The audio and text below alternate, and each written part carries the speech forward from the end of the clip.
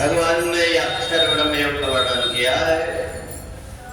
नयते श्रुति पाठ जानन योगी मोयत कश्चन तस्मात् सर्वेषु कार्येषु योग युक्तो भवार्जुन। भगवान कहते हैं कि हे अर्जुन, जो व्यक्ति दोनों मार्गों को जानता है वह मोह में नहीं पड़ता और हमेशा परमात्मा की भक्ति करता। परमात्मा की भक्ति जब हम करते हैं, हमको इस बात का पता लग जाए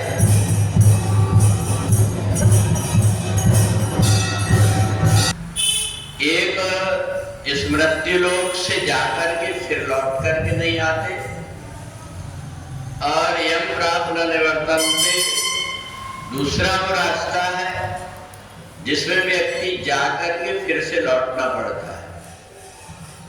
अब जाकर के लौटता कौन नहीं?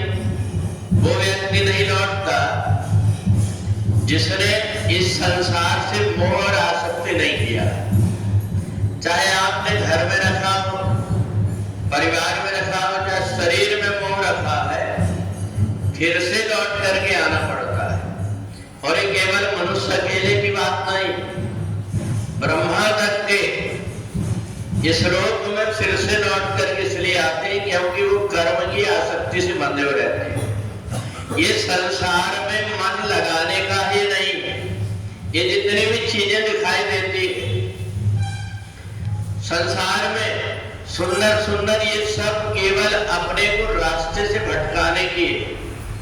इस संसार में कोई शरीर सुंदर नहीं, अंग अंग से उसकी गंदगी निकलते रहती। इस संसार में धन और संपत्ति सब यही की यही रह जाती। हमने इनको महत्व दिया। हम अगर सोने को मिट्टी जैसा समझ ले तो हमारे लिए एक पैसे का नहीं हो। हमको सोने से मतलब नहीं, हमको सोने की कोई वस्तु नहीं चाहिए। फिर वो सोना कितना भी कीमती हो हमारे लिए कोई कीमत का नहीं। तो इसलिए इनका महत्व हम देते इसलिए होता है।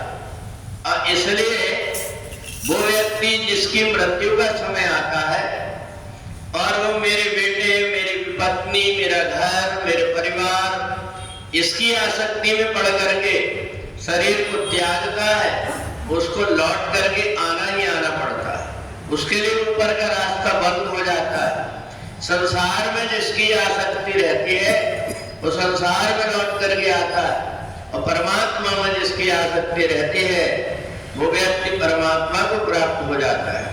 तो यहाँ संसार में हम रहे कैसे? बोले संसार में ऐसे रहो जैसे कोई मुसाफिर रहता है, जब तक रहा और फिर चला जाता है। तो इसी प्रकार से जो आसक्ति रहित होकर के घर परिवार के साथ बहुत प्रेम से रहो, जितना बन सकता है उनसे प्रेम करो, उनकी सेवा करो, उनका मन ना दुखे ऐसा करो। परंतु ये जरूर सोच लो कि इसके पहले भी बहुत सारे परिवार छोड़ करके आए हैं और इसी जन्म और मरण में हम उलझे रहे, तो ये उलझन समाप्त नहीं होगी। इसलिए उलझन से छूटने का एक ही उपाय है कि संसार की आसक्ति को छोड़ करके परमात्मा के चरणों में मन लगाए।